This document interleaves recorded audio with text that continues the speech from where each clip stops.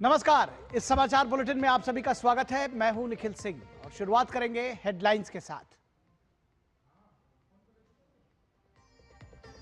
Bharat Mauritius के बीच विज्ञान, प्रौद्योगिकी और अंतरिक्ष अनुसंधान जैसे क्षेत्रों में हुए समझौते। मॉरिशस के लिए विशेष आर्थिक पैकेज की भी घोषणा। पीएम मोदी ने कहा, मुक्त, सुरक्षित, स्थिर और समृद्ध हिंद महासागर हमारी साझा प्राथमिकता।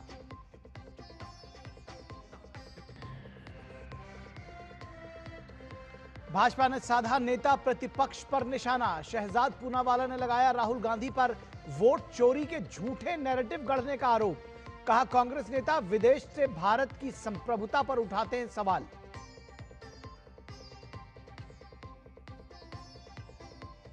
पीएम मोदी के आगामी जन्मदिन के अवसर पर भाजपा पूरे देश में 17 सितंबर से 2 अक्टूबर तक मनाएगी सेवा पखवाड़ा।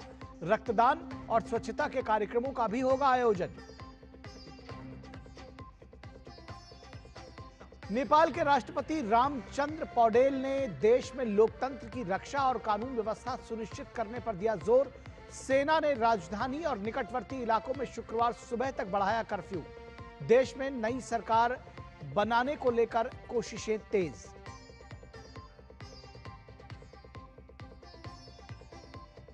और भारतीय महिला मुक्केबाजों का दमदार प्रदर्शन जारी। पूजा रानी और जैस्मीन लेम्बोरिया वर्ल्ड मुक्केबाजी चैंपियनशिप के सेमीफाइनल में। देश के लिए 2 और पदक किए पक्के।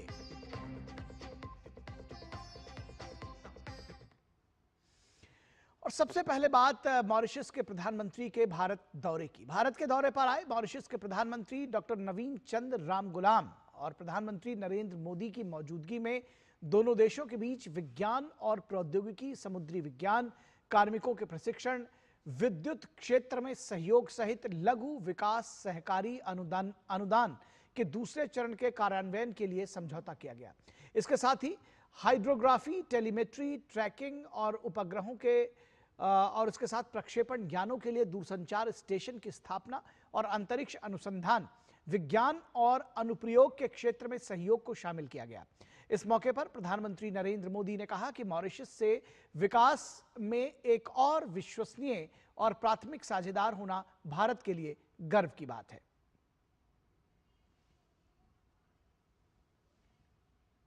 आज हमने मॉरिशस की आवश्यकताओं और प्राथमिकताओं को ध्यान में रखते हुए एक स्पेशल इकोनॉमिक पैकेज पर निर्णय लिया है। यह इंफ्रास्ट्रक्चर मजबूत करेगा, रोजगार के नए अवसर पैदा करेगा और स्वास्थ्य सुविधाओं को सुदृढ़ करेगा। भारत के बाहर पहला जन औषधि केंद्र अब मॉरिशस में स्थापित हो चुका है। आज हमने निर्णय लिया है कि मॉरिशस में Ayush centre of excellence 500 bed का सर शिव सागर रामगुलाम नेशनल हॉस्पिटल और veterinary school and animal hospital के निर्माण में भारत सहयोग देगा।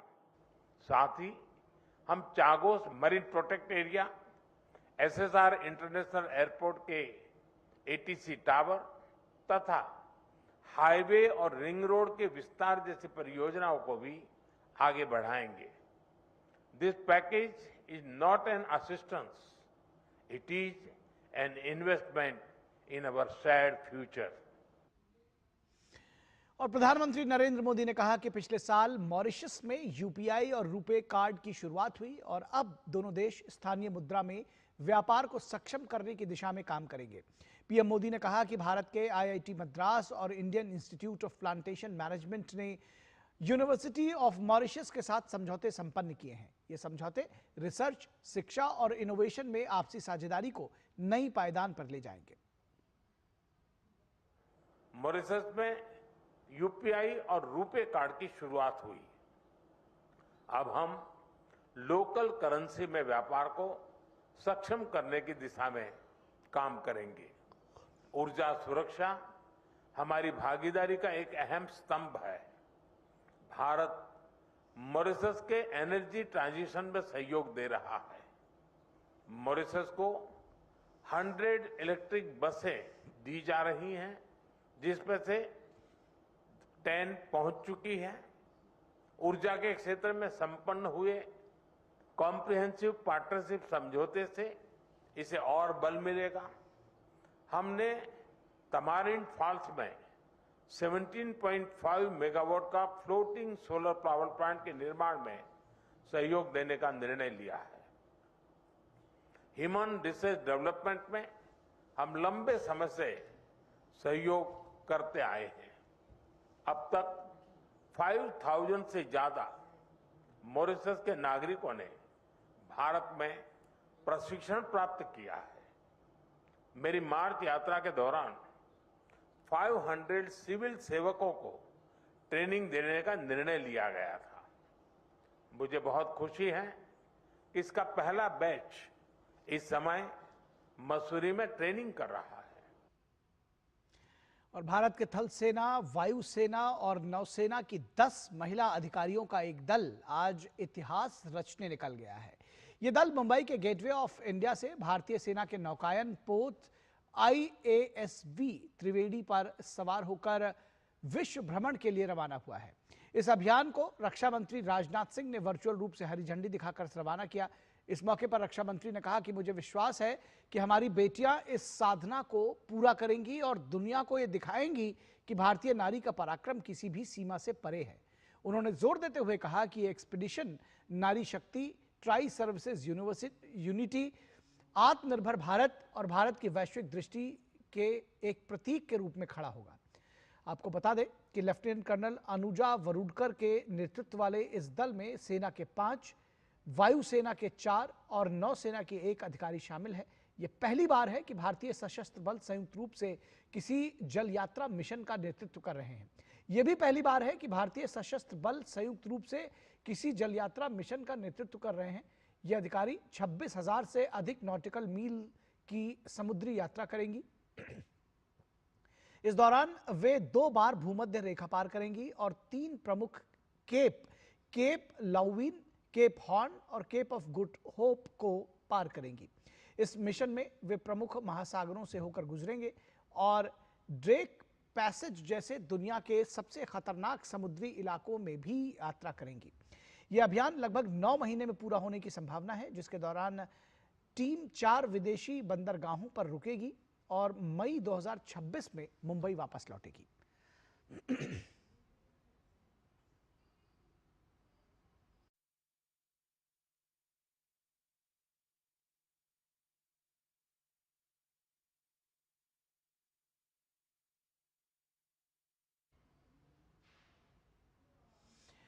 और केंद्रीय गृह मंत्री अमित शाह ने आज नई दिल्ली में वीडियो कॉन्फ्रेंसिंग के जरिए ट्रस्टेड ट्रैवलर प्रोग्राम इमिग्रेशन कार्यक्रम का उद्घाटन किया। इस कार्यक्रम में लखनऊ, तिरुवनंतपुरम, त्रिची, कालीकट और अमृतसर हवाई अड्डों को जोड़ा गया था। अमित शाह ने अपने संबोधन में कहा कि आज fast track immigration trusted traveller programme में 5 और हवाई अड्डे जुड़ रहे हैं। यह हमारे लिए बहुत खुशी और गर्व की बात है। Fast track immigration trusted traveller programme में और 5 हवाई अड्डे जुड़ रहे हैं, ये हमारे लिए बहुत आनंद और गर्व का विषय है। इससे न केवल प्रवासियों की सुविधा बढ़ेगी, इससे इस देश में होने वाले परिवर्तनों से उनको परिचय कराने का भी एक बहुत अच्छा मौका हमें मिलेगा। और केंद्रीय सूचना और प्रसारण मंत्री और रेल मंत्री अश्विनी वैष्णव ने लघु उद्योग भारती के आइडियोथॉन अवार्ड कार्यक्रम में आज जयपुर में शिरकत की। इस मौके पर उनके साथ प्रदेश के उप मुख्यमंत्री प्रेमचंद बैरवा, उद्योग मंत्री कर्नल राज्यवर्धन राठौर, सांसद मंजू शर्मा भी मौजूद थे। कार्यक्रम को संबोधित करते हुए केंद्रीय मंत्री अश्विनी वैष्णव ने कहा कि राजस्थान को बहुत जल्द 2 वंदे भारत ट्रेन की सौगात मिलेगी। उन्होंने बताया कि जल्द ही जोधपुर से दिल्ली और बीकानेर से दिल्ली वंदे भारत ट्रेन चलेगी। युवाओं के रोजगार पर बात करते हुए उन्होंने बताया कि 5,000 युवाओं को लघु उद्योग भारती के साथ मिलकर रोजगार देने पर काम किया जा रहा है। उन्होंने बताया कि युवा नए स्टार्टअप्स लेकर आ रहे हैं और ऐसे युवाओं को एक मंच उपलब्ध कराया जा रहा है जिससे उन्हें अपनी प्रतिभा दिखाने का अवसर मिल रहा है। दिल्ली वंदे भारत जिसका कुछ समय पहले डिक्लेयर किया गया था, उसकी सारी तैयारी करीब करीब पूरी हो गई है। बहुत जल्दी वो चालू होगी। वैसे ही बीकानेर से दिल्ली वंदे भारत वो भी जल्दी चालू होगी। जैसलमेर से दिल्ली एक ओवरनाइट एक्सप्रेस की शुरुआत करने, जिससे कि जैसलमेर की समृद्ध विरासत और लोगों तक सभी को जैसलमेर तक पहुंचने का एक अच्छा साधन मिले, कनेक्टिविटी मिले, उसका भी एक नया प्रयास किया जाएगा। साथ ही साथ ये भी निर्णय लिया गया कि लघु उद्योग भारती के साथ मिलकर 5000 नौजवानों को इलेक्ट्रॉनिक्स मैन्युफैक्चरिंग में ट्रेनिंग का एक प्रोग्राम आरंभ किया जाएगा। और केंद्रीय मंत्री और भाजपा के वरिष्ठ नेता पीयूष गोयल बिहार के दौरे पर हैं। पटना में संवाददाताओं से बातचीत में उन्होंने कहा कि जीएसटी की दरों में बदलाव से रोजमर्रा की चीजों के दाम कम होंगे। उन्होंने कहा कि जीएसटी रिफॉर्म से रोजगार के नए अवसर पैदा होंगे।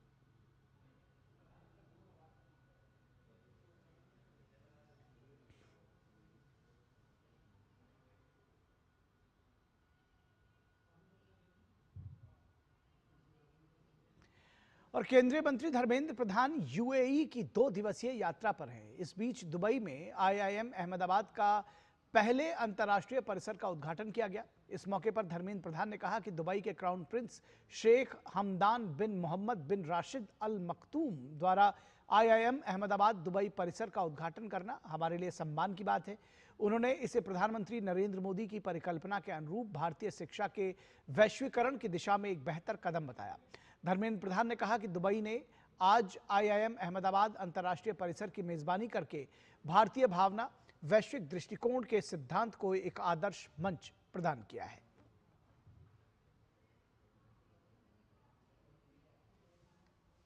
हम क्या करें?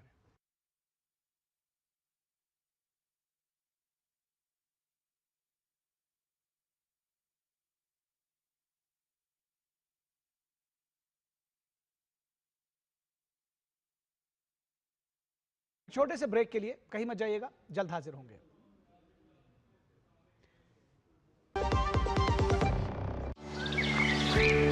पता है, कल जो है मेरे घर पर एनएसओ के अधिकारी आए थे। मैंने तो उन्हें सारी सही जानकारी दे दी। हाँ, मेरे घर पे भी आए थे। अच्छा? तो मैंने भी उनको सारी जानकारी दी। ये एनएसओ क्या है और क्या जानकारी दी आप लोगों ने उन्हें? अरे एनएसओ यानी नेशनल स्टैटिस्टिक्स ऑफिस, जो इस समय पूरे देश में हाउस होल्ड हेल्थ एक्सपेंडिचर सर्वे कर रहा है, जिसके अंतर्गत पूछा जा रहा है कि पिछले 1 साल में किस तरीके की बीमारियां हुई, कितना खर्चा आया है और बीमा का फायदा हुआ या नहीं। और अगर किसी घर में महिला माँ बनी है, कोई टीकाकरण की गई जाँचें और डिलीवरी किसके द्वारा हुई, कहाँ हुई, और सबसे जरूरी बात, माँ और बच्चा सुरक्षित है या नहीं। और ऐसी स्वास्थ्य संबंधी जानकारियां इकट्ठी की जाती हैं और हमसे साझा की गई जानकारी के द्वारा सरकार ये तय करती है कि आने वाले समय में स्वास्थ्य संबंधी नीतियां कैसी हों, सुविधाएं बेहतर कैसे बने। और सबसे महत्वपूर्ण बात, ये सारी जानकारी 100% गोपनीय रखी जाती है। हमने तो अपनी जिम्मेदारियां निभा दी, अब बारी है आपकी।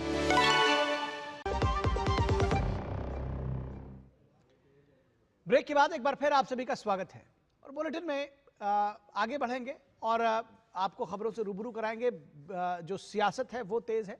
बीजेपी ने प्रधानमंत्री नरेंद्र मोदी के आगामी 17 सितंबर को होने वाली जन्मदिन की तैयारियों को लेकर दिल्ली में प्रेस कॉन्फ्रेंस की है। केंद्रीय मंत्री भूपेंद्र यादव ने बताया है कि 17 सितंबर से 2 अक्टूबर तक बीजेपी पूरे देश में सेवा पखवाड़ा मनाएगी। 17 सितंबर से और 2 अक्टूबर तक भारतीय जनता पार्टी की ओर से सेवा पखवाड़ा का पूरे देश भर में आयोजन किया जाएगा। माननीय प्रधानमंत्री श्री नरेंद्र मोदी जी का 17 सितंबर को जन्मदिवस है। सेवा के साथ साथ उन्होंने पूरे देश को स्वच्छता का भी महामंत्र दिया है और आज ODF प्लस की ओर देश जा रहा है। आज पूरे देश के दूर दूर तक, ग्रामीण क्षेत्र तक जल व्यवस्था, स्वच्छ जल की उपलब्धता और उसके साथ ही साथ हर एक जने को सम्मान के साथ स्वच्छता स्थानों की उपलब्धता भी कराई है। प्रकृति के संरक्षण को लेकर माननीय प्रधानमंत्री जी की संवेदनशीलता के कारण भारत अंतर्राष्ट्रीय क्षेत्र में भी पर्यावरण संरक्षण की दिशा में आगे बढ़ रहा है। और बीजेपी महासचिव सुनील बंसल ने बताया कि देश भर में रक्तदान और स्वच्छता के कार्यक्रम भी चलाए जाएंगे। माननीय प्रधानमंत्री जी के जन्मदिन से लेकर गांधी जी की जयंती तक ऐसे 2 अक्टूबर भारतीय जनता पार्टी, हमारी केंद्र सरकार और सभी राज्य सरकारों के माध्यम से हम कई प्रकार की गतिविधियां इस पखवाड़ा में करने वाले हैं। एक सबसे बड़ा पहले अभियान जो प्रारंभ होगा वो है देश भर में एक रक्तदान का। देश भर के सभी जिलों में रक्तदान को लेकर के बड़े बड़े शिविरों का आयोजन करना। दूसरा, देश भर में 17 तारीख से ही स्वास्थ्य शिविर, हेल्थ कैंप का आयोजन भी होगा। देश भर के सभी CHC, PHC, आरोग्य मंदिर, केंद्र सरकार के और राज्य सरकार के द्वारा ये सभी स्वास्थ्य शिविरों का आयोजन में ज़्यादा से ज़्यादा लोग जन सहभागिता हो, लोग जाएं, अपने स्वास्थ्य का परीक्षण करें। तो 17 से लेकर के 2 अक्टूबर तक चलने वाले इन स्वास्थ्य शिविरों में जन सहभागिता की दृष्टि से एक राहुल गांधी के वोट चोरी के आरोप को लेकर बीजेपी प्रवक्ता शहजाद पूनावाला ने तीखी प्रतिक्रिया व्यक्त की है। उन्होंने कहा कि देश में जब संकट की घड़ी हो तो राहुल गांधी को बाहर घूमना ज्यादा पसंद आता है। उन्होंने राहुल पर तंज कसते हुए कहा कि राहुल जो भारत के विषयों पर बोल रहे थे वो डायलॉग डिलीवरी की स्क्रिप्ट कहीं और से लिखी जा रही थी। शहजाद पूनावाला ने नेता प्रतिपक्ष पर विदेशी कनेक्शन का आरोप लगाया। जब देश में खास करके उत्तर भारत में कोई संकट की घड़ी हो तो हमारे राहुल जी को बाहर के देशों में घूमना ज़्यादा पसंद आता है, ना कि पंजाब या हिमाचल, और हिमाचल में तो उनकी सरकार भी है। तो ये दिखाता है कि बार बार उनको विदेश से ज़्यादा लगाव भी है। पर यह बात का अंदाज़ा किसी को नहीं था कि जो भारत के विषयों पर लगातार राहुल गांधी जी बोल रहे थे, दरअसल वो भारत में तो डायलॉग डिलीवरी और एक्टिंग कर रहे थे, पर ये डायलॉग की स्क्रिप्ट कहीं और से लिखी जा रही थी। और पूनावाला ने वोट चोरी के आरोपों को लेकर राहुल गांधी पर निशाना साधते हुए मद्रास हाईकोर्ट के एक फैसले का हवाला दिया। उन्होंने बताया कि कैसे कोर्ट ने इसी तरह के आरोपों वाली एक PIL को न सिर्फ खारिज किया बल्कि याचिकाकर्ता पर 1 लाख रुपए का जुर्माना भी लगा दिया। राहुल गांधी जी का पावर पॉइंट प्रेजेंटेशन था, उस पूरे पावर पॉइंट प्रेजेंटेशन को एक PIL के रूप में एक PIL आर्टिस्ट ने मद्रास हाईकोर्ट में दायर किया था, और मद्रास हाईकोर्ट ने इस PIL और उसके सारे कंटेंट को, जो तो अब सवाल ये निशान है कि वो कंटेंट इधर से बना है कि वो कंटेंट डिसकंटेंट पैदा करने के लिए किसी और जगह से पैदा होकर और बनाकर आया है, उस PIL को खारिज करते हुए मद्रास हाईकोर्ट ने उस पिटिशनर या PIL आर्टिस्ट पर 1 लाख रुपए का फाइन भी लगाया और कहा कि इसमें ना कोई तथ्य है, ना कोई बेसिस है, ना कोई इसमें ये पिटीशन को वेल कंसीव्ड कहा जा सकता है, ये इल कंसीव्ड पिटीशन है। मतलब कि राहुल गांधी के इस पूरे के पूरे वोट चोरी के तथाकथित नैरेटिव पर एक और जुडिशरी का हम हथौड़ा चला। इसके साथ ही पूनावाला ने उपराष्ट्रपति चुनाव को लेकर दिए गए बयानों को भी राहुल गांधी को इसको लेकर आड़े हाथों लिया। उन्होंने आरोप लगाया कि राहुल गांधी ऐसे बयान देकर तमिलनाडु से आने वाले और OBC समाज से ताल्लुक रखने वाले उपराष्ट्रपति का अपमान कर रहे हैं। वाइस प्रेसिडेंट के चुनाव में भी अब इस प्रकार का बिना तथ्य, बिना तर्क के अनर्गल आरोप लगाना, ये राहुल गांधी की राजनीति का स्टैंडर्ड ऑपरेटिंग प्रोसीजर बन चुका है। और राहुल गांधी जी ये आरोप कोई भारतीय जनता पार्टी पे नहीं लगा रहे। मैं पूछना चाहता हूं राहुल गांधी जी से कि राहुल गांधी जी, क्या आप ये कहना चाहते हैं कि जब देश को OBC समाज से आने वाले, तमिलनाडु की भूमि से आने वाले, a son of the soil of Tamil Nadu, somebody who is from the OBC community, he has risen to the position of the vice president, तो क्या आप उनको वोट चोर कह रहे हैं? क्या ये OBC समाज का अपमान नहीं है? आप तो जितनी आबादी उतना हक की बात करते हैं, पर आपके प्रत्याशी तो उस समाज से नहीं आते। और केंद्रीय स्वास्थ्य एवं परिवार कल्याण मंत्री जेपी नड्डा ने डेंगू और मलेरिया की वर्तमान स्थिति की उच्च स्तरीय समीक्षा की। बैठक के दौरान उन्होंने राज्यों द्वारा चलाए जा रहे रोकथाम उपायों की प्रगति का जायजा लिया और कहा कि आने वाले महीनों में सभी राज्यों को विशेष सतर्कता बरतनी होगी। इस संदर्भ में सभी राज्यों और केंद्र शासित प्रदेशों के मुख्यमंत्रियों को एक परामर्श यानी एडवाइजरी जारी की गई। इसमें आग्रह किया गया है कि वे रोकथाम गतिविधियों को और गति दें और समुदाय में जागरूकता अभियान को प्राथमिकता से संचालित करें। स्वास्थ्य मंत्रालय ने स्पष्ट निर्देश दिए हैं कि आगामी 20 दिनों के भीतर प्रत्येक राज्य और केंद्र शासित प्रदेश अपने कार्य योजना को तेज करें। विशेषकर शहरी और घनी आबादी वाले क्षेत्रों में साफ सफाई, फॉगिंग, स्रोत नियंत्रण तथा जन जागरूकता अभियानों को सशक्त किया जाए, उसको और तेज किया जाए। भारत ने पिछले वर्षों में मलेरिया नियंत्रण के क्षेत्र में काफी बड़ी सफलता हासिल की है और देश का लक्ष्य वर्ष 2030 तक मलेरिया उन्मूलन का है। वहीं डेंगू पर प्रभावी नियंत्रण सुनिश्चित करने के लिए राज्यों की भागीदारी और समुदाय की जागरूकता को निर्णायक बताया गया है। इस मौके पर स्वास्थ्य मंत्री ने कहा कि सरकार केंद्र और राज्यों के बीच समन्वय को और मजबूत करेगी ताकि डेंगू और मलेरिया दोनों पर प्रभावी नियंत्रण कायम किया जा सके। इस दौरान नड्डा ने सभी मुख्यमंत्रियों को आगामी महीनों में डेंगू और मलेरिया से सतर्क रहने और उनके प्रभावी नियंत्रण के लिए निवारक उपायों को तेज करने को कहा। इसके अलावा उन्होंने सामुदायिक जागरूकता गतिविधियों को बढ़ाने के भी निर्देश दिए। उन्होंने सभी राज्यों और केंद्र शासित प्रदेशों को 20 दिनों के भीतर कार्य योजना और सामुदायिक जागरूकता को तेज करने की सलाह दी। केंद्र सरकार ने वर्ष 2030 तक मलेरिया उन्मूलन का लक्ष्य रखा है।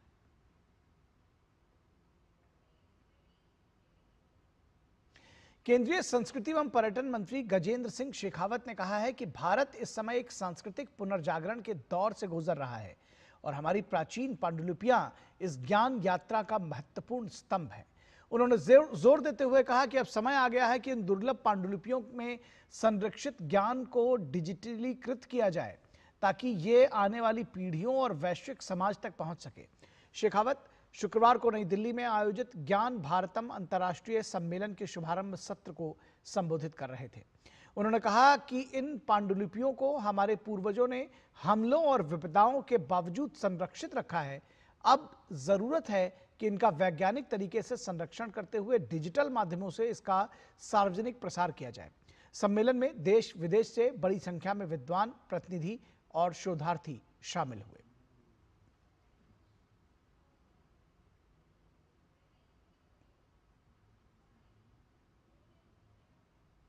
भारत के इस समृद्ध ज्ञान को पुनः संजो करके प्रकाशित करने, भारत की स्थाति को जान करके हम सब लोग इस पर गर्व कर सकें, इस उद्देश्य से माननीय प्रधानमंत्री नरेंद्र मोदी जी के नेतृत्व में जो ज्ञान भारतम मिशन प्रारंभ हुआ है और मिशन को अमली जामा पहनाने के लिए, उसे आकार और साकार बनाने के लिए ये जो महत्वपूर्ण कार्यशाला आज हमने 3 दिवस की प्रारंभ कर रहे हैं। और प्रधानमंत्री नरेंद्र मोदी ने आरएसएस प्रमुख मोहन भागवत को उनके 75वें जन्मदिन पर शुभकामनाएं दी। इस अवसर पर उन्होंने एक हिंदी दैनिक समाचार पत्र में एक विशेष लेख भी लिखा। प्रधानमंत्री ने भागवत के परिवार से अपने पुराने संबंधों का उल्लेख करते हुए उनके पिता मधुकर राव भागवत के योगदान को भी याद किया। पीएम मोदी ने मोहन भागवत को पार समड़ी कहते हुए मोहन भागवत के लिए तमाम विशेषण प्रयोग किए और उनको पारसमणि बताते हुए उनके योगदान की सराहना की और कहा कि आपातकाल के दौरान भी उन्होंने लोगों की सहायता की। भागवत के नेतृत्व में संघ में अनेक परिवर्तन हुए और जैसे गणवेश बदलाव का उन्होंने एग्जाम्पल दिया।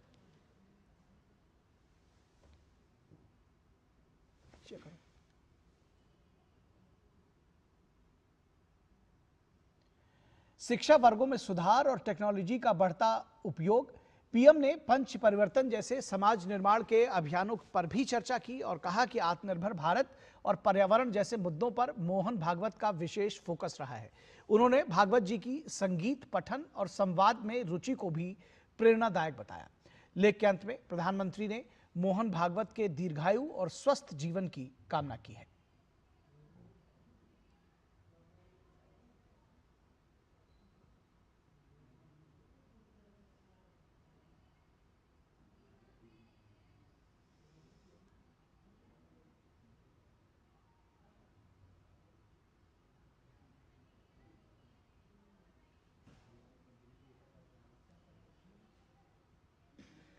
प्रधानमंत्री नरेंद्र मोदी तेज बारिश, बाढ़ और भूस्खलन से प्रभावित पहाड़ी राज्य उत्तराखंड के दौरे पर हैं। उन्होंने वहां पर आपदा से प्रभावित लोगों से मुलाकात की और स्थिति का जायजा लिया। इस दौरान उन्होंने लोगों की आपबीती सुनी और उन्हें सांत्वना भी दी।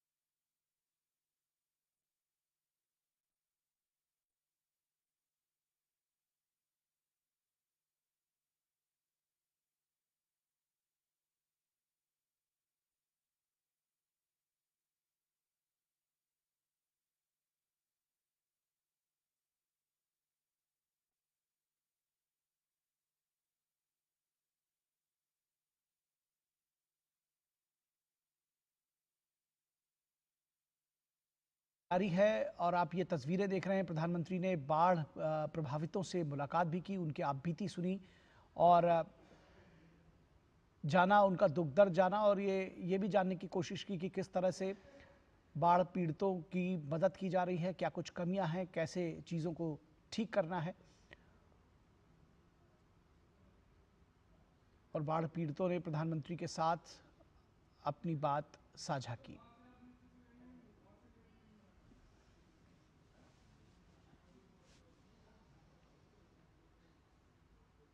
प्रधानमंत्री नरेंद्र मोदी ने बाढ़ से प्रभावित लोगों से मुलाकात की।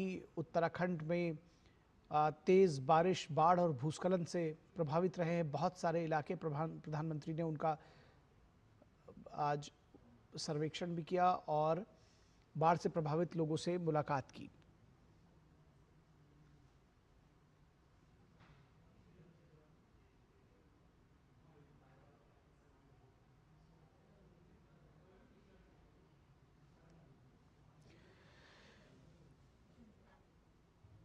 तो प्रधानमंत्री ने उत्तराखंड के बाढ़ पीड़ितों से मुलाकात की, उनका दुख दर्द जाना, कैसे हालात हैं वहां पर ये बाढ़ पीड़ितों की जुबानी सुनी और कैसे इन स्थितियों का सामना किया लोगों ने, ये भी बाढ़ पीड़ितों ने अपनी जो आप बीती थी वो प्रधानमंत्री के साथ साझा की। तो दरअसल दोनों तरफ से प्रधानमंत्री ने अपनी भी बात उनको बताई, उन लोगों को सांत्वना दी और प्रधानमंत्री को बाढ़ पीड़ितों ने बताया कि किस तरह से इस दौरान, इस पूरी आपदा के दौरान उनका जीवन रहा, कैसे उन्होंने इससे निपटने की कोशिश की और क्या कुछ परिस्थितियां रहीं, उस विषय में जानकारी प्रधानमंत्री से साझा की। प्रधानमंत्री ने बहुत ध्यान से, बहुत गौर से उनको सुना और अपनी बात भी रखी।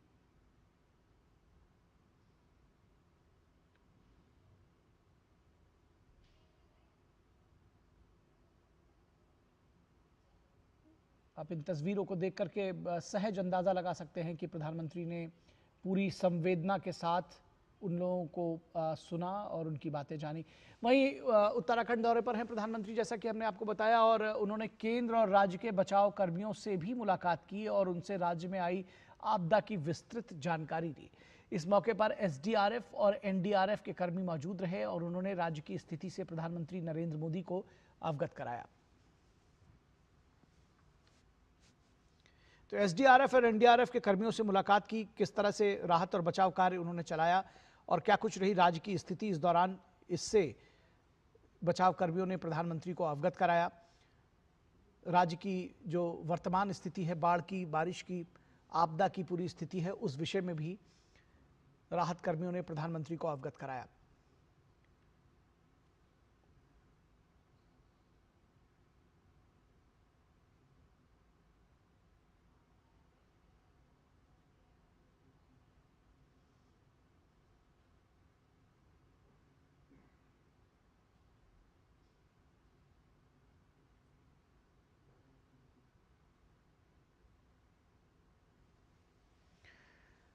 तो अपने उत्तराखंड दौरे पर प्रधानमंत्री ने बाढ़ पीड़ितों से भी मुलाकात की और उसके साथ ही साथ जो केंद्र और राज्य के बचाव कर्मी थे उनसे भी मुलाकात की, जो इस आपदा के दौरान देवदूत की तरह जिन्होंने लोगों को न सिर्फ बचाया, उनकी सेवा की, बल्कि लगातार अभी भी वो इस आपदा से निपटने में लगातार काम कर रहे हैं। प्रधानमंत्री ने ऐसे कर्मियों से मुलाकात की और उनसे राज्य में आई आपदा की विस्तृत जानकारी ली और इस मौके पर एसडीआरएफ और एनडीआरएफ के कर्मी मौजूद रहे और उन्होंने राज्य की स्थिति से प्रधानमंत्री को अवगत भी कराया। क्या अभी वर्तमान स्थिति है, किस तरह का राहत कार्य और बचाव कहां-कहां किस तरह से चल रहा है, क्या कुछ चुनौतियां हैं और क्या कुछ चीज़ें कैसे की जा रही हैं, उस विषय में भी उन्होंने विस्तार से प्रधानमंत्री के साथ अपनी बातें साझा की।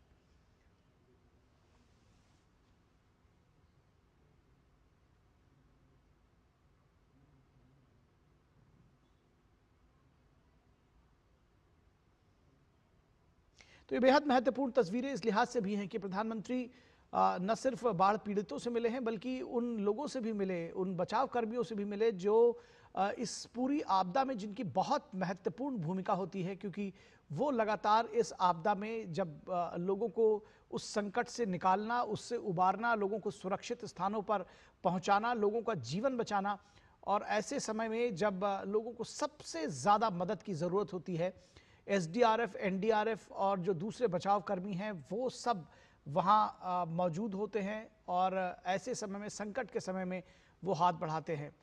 और जो चुनौती, जिन चुनौतियों का सामना एसडीआरएफ, एनडीआरएफ और जो बचाव कर्मी करते हैं, उसके बारे में भी प्रधानमंत्री से उन्होंने उन चीज़ों को साझा किया। क्या कुछ स्थितियाँ अभी वर्तमान में हैं, उस बारे में भी जानकारी दी और किस तरह से पूरी परिस्थिति से निपटा जा रहा है, उस बारे में भी जो कार्यनीति है उस बारे में भी बात की। इस मौके पर मुख्यमंत्री पुष्कर सिंह धामी और बाकी जो अधिकारी हैं वो भी साथ मौजूद हैं।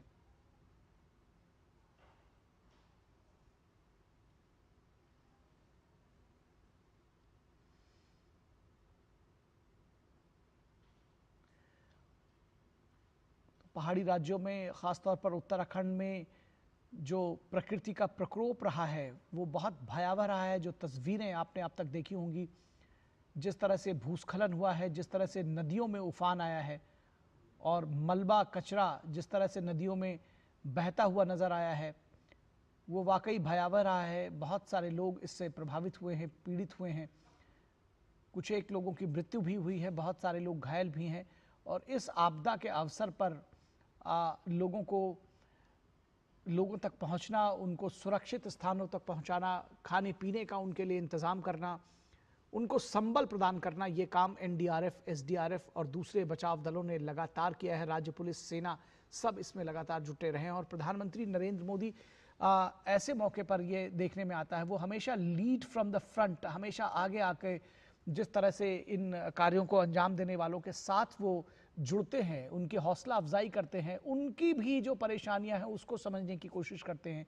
ये प्रधानमंत्री के नेतृत्व की, उनके कार्यशैली का एक अंग है कि वो जो ज़मीन पर जुड़े कार्यकर्ता होते हैं, जो ज़मीन से जुड़े हुए कर्मी होते हैं, उनसे सीधे संवाद स्थापित करते हैं और ये जानने समझने की कोशिश करते हैं कि ऑन ग्राउंड किन चीज़ों की में परेशानी हो रही है, किन चीज़ों की दिक्कतें हो रही हैं, चुनौतियाँ क्या हैं, उनसे निपटने के लिए क्या कुछ किया जाना चाहिए, क्या कुछ सजेशंस हैं, कहाँ कमियां रह गई हैं, कहाँ चूक रह गई है, उसको कैसे दुरुस्त किया जाए, कौन सा अच्छा कार्य हुआ है, कौन से गुड प्रैक्टिसेस हैं जिनको आगे और भी जगहों पर ले जाने की ज़रूरत है। इन सब चीज़ों को प्रधानमंत्री खुद जानते समझते हैं और यही वजह है कि वो इस तरह के संवाद आप अक्सर देखते होंगे कि वो बचाव कर्मियों से, राहत दल से वो इस तरह के संवाद करते हैं, जानते हैं, समझने की कोशिश करते हैं कि कहाँ पर स्थितियाँ कैसी रही हैं, उनको कैसे और बेहतर बनाया जा सकता है। और सीधा जो ग्राउंड लेवल वर्कर्स हैं उनसे संवाद करने से जो ग्राउंड लेवल की परेशानियां हैं, जो ज़मीनी दिक्कतें हैं, उनके बारे में सीधा शीर्ष नेतृत्व जानता समझता है। प्रधानमंत्री उसको जानने समझने की कोशिश करते हैं और उसके बाद कार्यनीति में, कार्यप्रणाली में उसी अनुसार बदलाव किया जाता है और चीज़ों को दुरुस्त किया जाता है। ये प्रधानमंत्री के कार्यशैली की एक उसका एक हिस्सा है। और कई बार हम देखते हैं कि जब आपदा नियंत्रण की बात आती है, जिस तरह से चाहे वो बाढ़ नियंत्रण की बात हो या फिर साइक्लोन वगैरह में भी लगातार देखा जा रहा है कि जिस तरह से चेतावनी पहले से जारी की जा रही है और उसके लिए तैयारियां पहले से की जा रही हैं। एनडीआरएफ, एसडीआरएफ का गठन करना, एक स्पेसिफिक टास्क फोर्स का गठन करना जो ऐसी आपदाओं से निपटने में जिनके जो ट्रेंड हो, जो निपुण हो, ये सारा प्रधानमंत्री नरेंद्र मोदी की सोच के साथ ही ये पूरा विजन उपजा है और प्रधानमंत्री अब भी उसमें सार्थक सकारात्मक बदलाव लाने के लिए लगातार जुटे रहते हैं।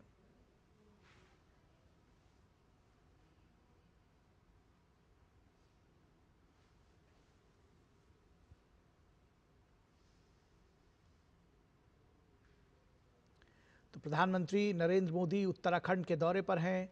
उन्होंने बाढ़ पीड़ितों से मुलाकात की, उन्होंने केंद्र और राज्य के बचाव कर्मियों से मुलाकात की, राज्य में आई आपदा की विस्तार से जानकारी ली और इस मौके पर एसडीआरएफ और एनडीआरएफ के कर्मी मौजूद रहे। उन्होंने राज्य की स्थिति से प्रधानमंत्री नरेंद्र मोदी को अवगत कराया। और प्रधानमंत्री नरेंद्र मोदी ने आपदा प्रभावित राज्य उत्तराखंड में वरिष्ठ अधिकारियों के साथ समीक्षा बैठक की। उन्होंने पूरे हालात की जानकारी ली और राहत और बचाव के लिए उठाए गए कदमों के बारे में गहन पूछताछ की। बैठक के दौरान राज्य के मुख्यमंत्री पुष्कर सिंह धामी भी मौजूद रहे। तो अधिकारियों के साथ, वरिष्ठ अधिकारियों के साथ समीक्षा बैठक भी की प्रधानमंत्री ने और जानने की कोशिश की कि किस तरह से राहत और बचाव कार्य चल रहा है और राहत और बचाव के लिए उठाए गए कदमों के बारे में गहन जानकारी प्रधानमंत्री ने ली और जानने की कोशिश की कि कहाँ किस तरह की कार्रवाई की जा रही है, बचाव के लिए क्या उपाय किए गए हैं और फिलहाल क्या कार्यनीति, क्या रणनीति अपनाई गई है ऐसे जगहों पर जहां ज़बरदस्त नुकसान हुआ है, आम जनजीवन प्रभावित हुआ है। मुख्यमंत्री पुष्कर सिंह धामी इस बैठक के दौरान प्रधानमंत्री के साथ मौजूद रहे। ये तस्वीरें आप देख सकते हैं कि प्रधानमंत्री ने तस्वीरों के जरिए भी समझने की कोशिश की जो तमाम जगहों पर आपदा रही है, वहाँ पर किस तरह से बचाव अभियान चलाया गया और आगे क्या कार्य किया जा रहा है, इस विषय में प्रधानमंत्री ने जानकारी ली अधिकारियों से। तो आपने देखा कि ऑन ग्राउंड वर्कर्स कैसे काम कर रहे हैं, उनकी क्या परेशानियां हैं, उनका क्या सजेशंस है, वो भी प्रधानमंत्री ने लिया।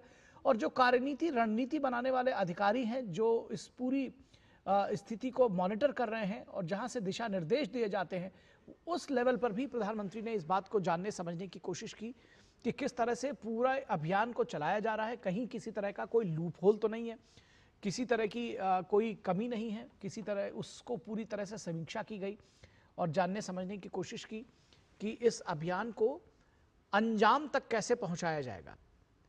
क्योंकि बहुत सारा अभी फिलहाल आपदा के बाद रीबिल्डिंग, रिकंस्ट्रक्शन का काम भी होना है। किस तरह से ज़्यादा लोगों को राहत पहुंचाई जा सके, जो आम लोग हैं, जो डिस्प्लेस्ड हुए हैं, उन तक राहत कैसे पहुंचे, लोग सुरक्षित रहे। क्योंकि अभी ये आपदा जो है, बाढ़ और बारिश का मौसम अभी ख़त्म नहीं हुआ है। रह कर बारिश और बाढ़ जैसी स्थितियाँ दिखाई पड़ती हैं। हालांकि उसमें वो भयावहता नहीं देखने को मिली है। ईश्वर की अभी फिलहाल अनुकंपा ही कही जाएगी इसको लेकर, क्योंकि प्रकृति का जो रोष रहा है वो इन पहाड़ी राज्यों ने देखा है और ख़ासतौर पर उत्तराखंड पर बड़ी विपदा आई है पिछले दिनों।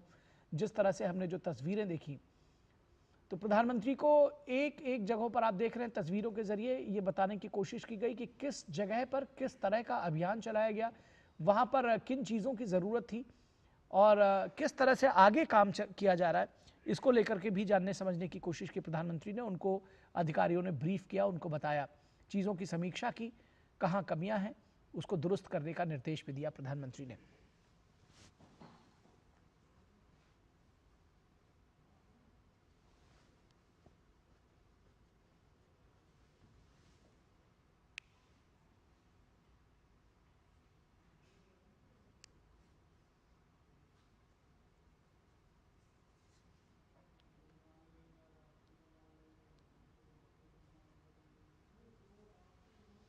तो बेहद महत्वपूर्ण है ये समीक्षा बैठक इस लिहाज से भी कि रणनीति कार्यनीति के अनुसार कार्य हो रहा है कि नहीं हो रहा है, और कितना काम अभी किया गया है, किस तरह से किया गया है, और आगे उसमें उसको बेहतर करने के लिए आगे का जो काम है उसको किस तरह से किया जाए, कहीं कोई चूक हुई हो तो उसको दुरुस्त किया जाए, और सबसे खास बात कि जो आम लोग हैं जो प्रभावित हैं उन तक किस तरह से सहायता पहुंचाई जा सके, आम लोगों का जो जीवन है उसको कैसे बेहतर किया जा सके, कैसे उनको राहत पहुंचाई जा सके, ये सारी जो कवायद है वो उसी लिए रही है। और प्रधानमंत्री स्वयं उत्तराखंड पहुंचे हैं ये जानने समझने के लिए कि आखिर ये राहत कार्य किस तरह से चल रहे हैं, कहीं इसमें कोई चूक तो नहीं हो रही है, और आगे किस तरह का काम किया जाना है, क्या रणनीति अपनाई जा रही है, क्या कार्यनीति है, इस सब को समझने के लिए प्रधानमंत्री अधिकारियों के साथ उन्होंने गहन समीक्षा बैठक की। एक एक पॉइंट अलग अलग जगहों की तस्वीरों के जरिए किस तरह से कार्य किया गया है, किस तरह से कार्य अभी किया जा रहा है, वर्तमान स्थिति क्या है, इन सब बारे में प्रधानमंत्री को जानकारी दी गई, वरिष्ठ अधिकारियों के साथ समीक्षा बैठक की गई। और इसके अलावा भी आपने तस्वीरें अभी थोड़ी देर पहले देखी थी जिसमें प्रधानमंत्री ने संवाद स्थापित किया ऑन ग्राउंड वर्कर्स के साथ, एनडीआरएफ और एसडीआरएफ के वो जवान जो ग्राउंड जीरो पर लगातार काम कर रहे हैं, उनका क्या फीडबैक है, उनकी क्या परेशानियां हैं, उनको किस तरह की मुश्किलों का सामना करना पड़ रहा है, या वो कौन सी गुड प्रैक्टिसेस को सामने लेकर के आए हैं जिसको और आगे लेकर जाया जा सकता है, जहां पर उसको अपनाया जा सकता है। इन चीज़ों के बारे में भी प्रधानमंत्री नरेंद्र मोदी ने जानकारी एकत्रित की। तो कई लेवल पर इसकी मॉनिटरिंग की है, सिर्फ इस आपदा को जाना समझा ही नहीं है, बल्कि किस तरह से इस आपदा में राहत जो अंतिम आदमी है उस तक पहुंच रहा है कि नहीं, इस बात को भी सुनिश्चित करने की कोशिश प्रधानमंत्री नरेंद्र मोदी कर रहे हैं। और यही वजह है ये जो दौरा है प्रधानमंत्री नरेंद्र मोदी का उत्तराखंड का, वो इसी से जुड़ा हुआ है, और आपदा और राहत से जुड़े हुए जो भी कार्य हैं उसके विषय में प्रधानमंत्री नरेंद्र मोदी ने जानकारी दी है। इससे पहले आपने देखा कि जो बाढ़ प्रभावित राज्य हैं उसका दौरा प्रधानमंत्री लगातार करते रहे। अभी हाल के दिनों में एक दिन पहले वो पंजाब भी गए थे और उसके बाद वहाँ भी उन्होंने समीक्षा की थी।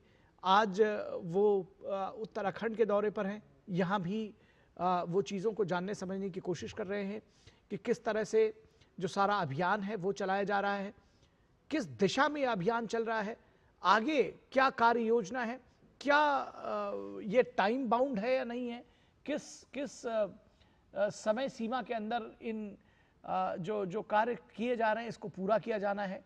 जो लोग राहत शिविरों में हैं उनका जीवन कैसे है, कैसे उनको बेहतर सुविधाएं मुहैया कराई जाएं, क्या उनको वापस अभी लेकर आया जा सकता है, किन लोगों को लेकर आया जा सकता है, किन लोगों को अभी रिहैबिलिटेट कराना संभव नहीं है, उनके लिए क्या काम होगा।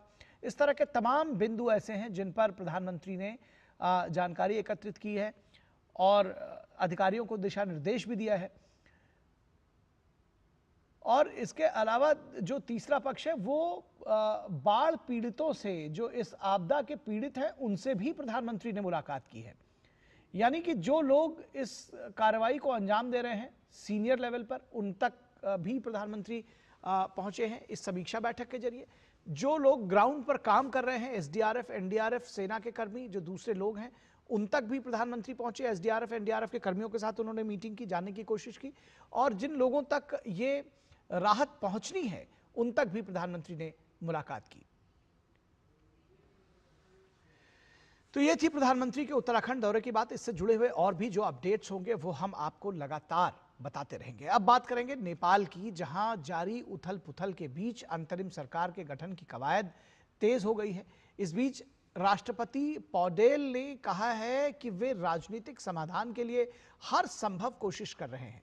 राष्ट्रपति रामचंद्र पौडेल ने जनता को एक बयान जारी करते हुए कहा है कि वे वर्तमान में विचार विमर्श कर रहे हैं और संवैधानिक सीमाओं के भीतर देश की मौजूदा चुनौतियों का समाधान करने के लिए हर संभव प्रयास कर रहे हैं।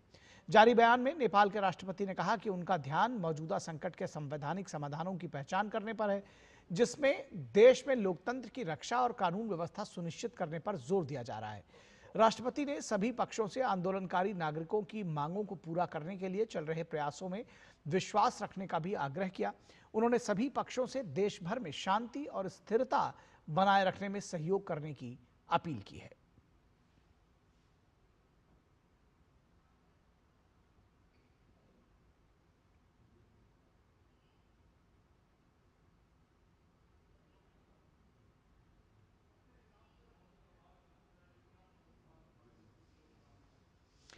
और संयुक्त राष्ट्र मानवाधिकार परिषद यानी यूएनएचआरसी में भारत ने स्विट्जरलैंड और पाकिस्तान दोनों को कड़ा जवाब दिया है।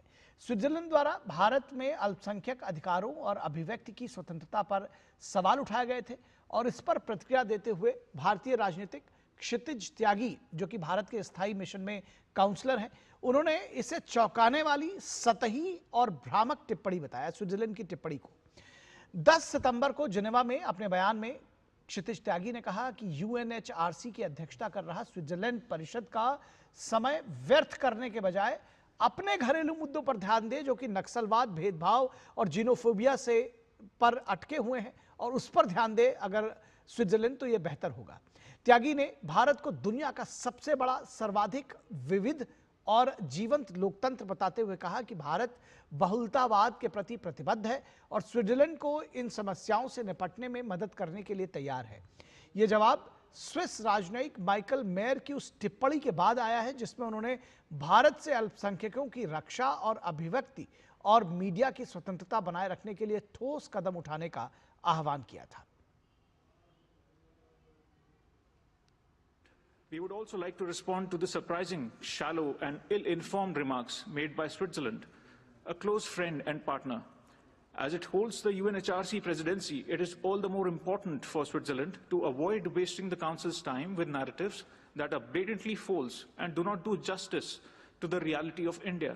Instead, it should focus on its own challenges, such as racism, systematic discrimination and xenophobia. As the world's largest, most diverse and vibrant democracy, with the civilizational embrace of pluralism, India remains ready to help Switzerland address these concerns. I thank you. Pakistan ने भी भारत पर सवाल उठाए थे, इसलिए पाकिस्तान पर निशाना साधते हुए भारतीय राजनयिक क्षितिज त्यागी ने उसे बार बार यूएनएचआरसी का दुरुपयोग करने वाले, पुराने झूठ और प्रोपेगेंडा फैलाने वाला देश बताया। त्यागी ने कहा कि पाकिस्तान का नेतृत्व खुद अपने देश को डंप ट्रक बता चुका है, जो कि एकदम सटीक उपमा दी गई है, क्योंकि वो बार बार झूठी कहानियां गढ़ने में और अंतर्राष्ट्रीय मंच पर बार बार ऐसी झूठी कहानियों को लेकर आने में बार बार लेकर आता रहा है। भारत ने अप्रैल 2025 में पहलगाम नरसंहार, पुलवामा, उरी, पठानकोट और 26/11 मुंबई हमलों जैसे आतंकवादी हमलों का जिक्र करते हुए कहा कि ये सभी पाकिस्तान समर्थित आतंकवाद का परिणाम है। भारत को न तो किसी आतंकी प्रायोजक से सीख लेने की जरूरत है और न ही अल्पसंख्यकों के उत्पीड़न से इस तरह के उपदेश लेने की जरूरत है, त्यागी ने स्पष्ट किया। और कहा कि भारत ने इस बात को, त्यागी ने दोहराया कि वो अपनी संप्रभुता की रक्षा अटल संकल्प के साथ करेगा और अंतर्राष्ट्रीय समुदाय के सामने बार बार पाकिस्तान की धोखेबाजी को उजागर करता रहेगा। Pakistan demonstrates the audacity to take the floor today, feigning moral outrage while continuing to finance and shelter the very networks that threaten global security. The international community recognizes this charade for what it is. The world will not forget. India will not forget. Our measured and proportionate response to the Pahalgam attack made that sufficiently clear. We need no lessons from a terror sponsor, no sermons from a persecutor of minorities, no advice from a state that has squandered its own credibility. Mr. President, India will continue to protect its citizens with unwavering resolve. We will defend our sovereignty without compromise, and we will continue to expose time and again the elaborate deception of a failed state whose survival depends upon trafficking in terror and tragedy. और Delhi police के special cell ने Pakistan handler समर्थित ISIS module का भंडाफोड़ किया है। Special cell ने दिल्ली, झारखंड, तेलंगाना और मध्य प्रदेश में छापेमारी कर इन आतंकवादियों को गिरफ्तार किया है। पुलिस के मुताबिक इस मॉड्यूल का मास्टरमाइंड अशहर दानिश है, जिसके पास से हथियार निर्माण सामग्री, गोला बारूद के घटक और रासायनिक पदार्थ बरामद किए गए हैं। गिरफ्तार आरोपियों की पहचान अशहर दानिश, आफ्ताब कुरैशी, सूफियन अबू बकर खान, मोहम्मद हुजैफ यमन और कामरान कुरैशी के रूप में हुई है। दरअसल स्पेशल सेल की टीम को जानकारी मिली थी और उसके आधार पर दिल्ली, रांची, ठाणे, निजामाबाद और राजगढ़ में सक्रिय आतंकी मॉड्यूल की पहचान की गई। इन सदस्यों को बारूद तैयार करने और IED बनाने की महत्वपूर्ण जानकारी थी। इनमें से कुछ ने गजवाए हिंद की अवधारणा के तहत भारत में खिलाफत स्थापित करने के लिए अपनी जान कुर्बान करने की इच्छा व्यक्त की। पुलिस ने जानकारी के आधार पर अलग अलग जगहों पर छापेमारी की और इन लोगों की गिरफ्तारी की।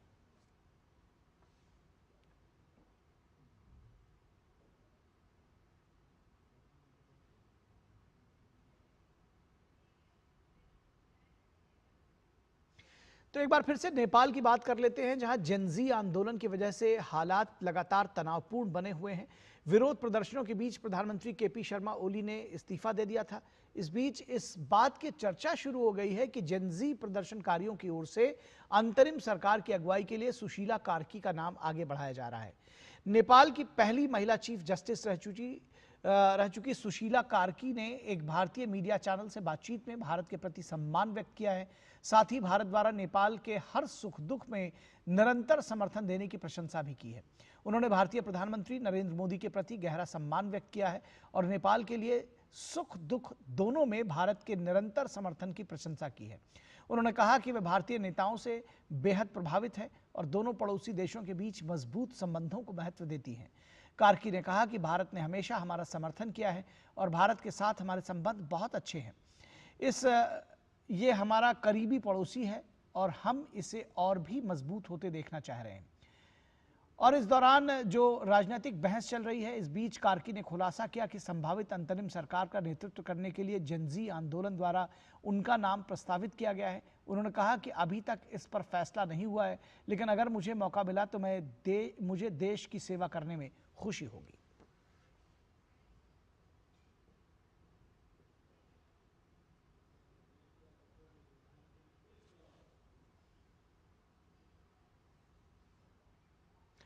इस बीच खबर छत्तीसगढ़ के दंतेवाड़ा से आ रही है, जहां नक्सली हिंसा की एक बड़ी वारदात की खबर सामने आ रही है। ये वारसूर इलाके में सर्च ऑपरेशन के दौरान CRPF के एक इंस्पेक्टर समेत 2 जवान IED विस्फोट की चपेट में आ गए और गंभीर रूप से घायल हो गए। घायल जवानों को तत्काल प्राथमिक उपचार के लिए जिला अस्पताल दंतेवाड़ा में भर्ती कराया गया है। जवान CRPF 195वीं वाहिनी मुख्यालय से सातधार और मालेवाही के मध्य माओवादी विरोधी अभियान के तहत एरिया डोमिनेशन और डी माइनिंग के लिए रवाना हुए थे।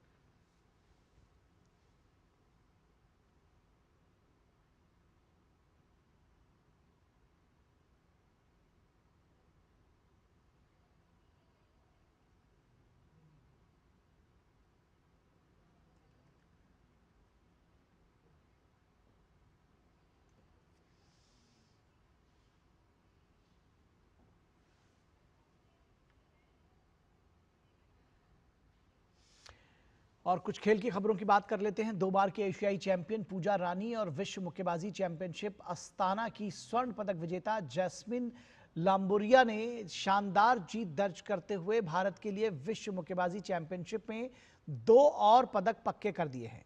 महिलाओं के 80 किलोग्राम क्वार्टर फाइनल में पूजा रानी ने पोलैंड की अमीलिया कोस्टारका को 3-2 से हराया, जबकि जैस्मिन ने उज्बेकिस्तान के अंडर 22 एशियाई चैंपियन मामोजोनोवा खामुरबोनू को 5-0 से पराजित कर महिलाओं के 57 किलोग्राम भार वर्ग के सेमीफाइनल में जगह बनाई। इससे पहले विश्व मुक्केबाजी कप अस्थाना की स्वर्ण पदक विजेता नूपुर ने बुधवार को महिलाओं की 80+ किलोग्राम क्वार्टर फाइनल में पहुंचकर भारत के लिए पहला पदक पक्का किया था। भारत के 2 और मुक्केबाज मीनाक्षी और जदुमणि सिंह अपना पदक पक्का करने के से 1 जीत दूर हैं। शुक्रवार को क्वार्टर फाइनल के मुकाबले खेले जाएंगे।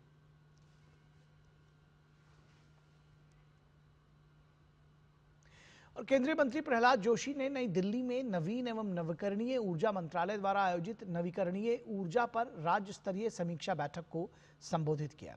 केंद्रीय मंत्री ने कहा कि पीएम मोदी के मार्गदर्शन में हमने समय रहते नवीकरणीय ऊर्जा के बड़े लक्ष्य को समय से पहले हासिल कर लिया है। नई दिल्ली के डॉक्टर अंबेडकर इंटरनेशनल सेंटर में नवीन एवं नवीकरणीय ऊर्जा मंत्रालय ने नवीकरणीय ऊर्जा पर राज्य स्तरीय समीक्षा बैठक का आयोजन किया। इस दौरान मुख्य रूप से पीएम सूर्य घर मुफ्त बिजली योजना और पीएम कुसुम योजना की प्रगति की समीक्षा हुई। केंद्रीय मंत्री प्रहलाद जोशी ने बैठक को संबोधित करते हुए कहा कि प्रधानमंत्री के मार्गदर्शन में हमने समय रहते नवीकरणीय ऊर्जा के बड़े लक्ष्य को समय से पहले हासिल कर लिया है। साथ ही उन्होंने राज्यों को कई निर्देश भी दिए। We have already achieved nearly about 250 gigawatt installed capacity. So we need to do another 248 in 5 years. It is a challenge also, it is an opportunity also. That's why I have called a meeting of all state agencies. उन्होंने कहा कि PM कुसुम योजना ने किसानों की जिंदगी को रोशन किया है। वहीं ऊर्जा में आत्मनिर्भरता लाने में पीएम सूर्य घर मुफ्त बिजली योजना क्रांति लाई है, जिसके लाभार्थियों की संख्या लगातार बढ़ रही है। Now 20 lakhs is completed and very shortly we will be adding another 30 lakhs. Means so much of households will get free electricity with sustainability. Overall our target is 1 crore households, and today it is not only for PM Kusum, overall performance of the states as far as renewables sector, we have called the renewable implementing agency in all the states. बैठक का मकसद विकसित भारत के निर्माण के लिए PM सूर्य घर मुफ्त बिजली योजना और पीएम कुसुम योजना की प्रगति के लिए राज्यों के बीच गतिरोधों को दूर करना, अग्रणी राज्यों के अनुभवों को साझा करना और योजना के तमाम पहलुओं पर मंथन करना है। Chandrashekhar, DD news. तो इस समाचार बुलेटिन में बस इतना ही। हमारी पूरी टीम को दीजिए इजाजत। नमस्कार।